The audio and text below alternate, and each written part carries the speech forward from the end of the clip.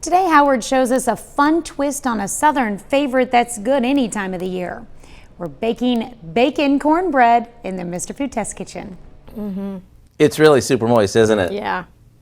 I was going to start off this segment by suggesting that today's recipe for bacon cornbread would be ideal for this time of year, since it goes well with a big bowl of chili or a hearty bowl of soup.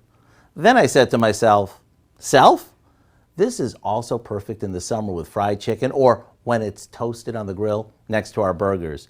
Either way, let me show you how easy it is to make, and then you can decide for yourself when it's best to serve.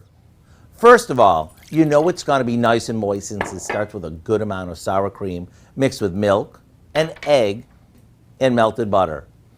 After that's combined, we stir in some yellow cornmeal, flour, sugar, bacon bits, and a few basics.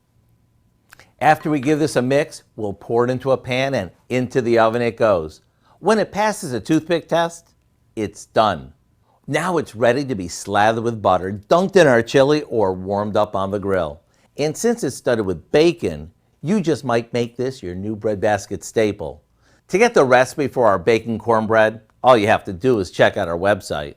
This is one of those recipes you hang on your fridge. Since you'll be making it all the time, I'm Howard with Kelly in the Mr. Food Test Kitchen, where today we found a year-round kind of way for you to say, ooh, it's so good.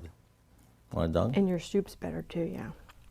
Well, you can find this recipe along with a lot more good food from the Mr. Food Test Kitchen online. Just go to our website, KOAMnewsnow.com.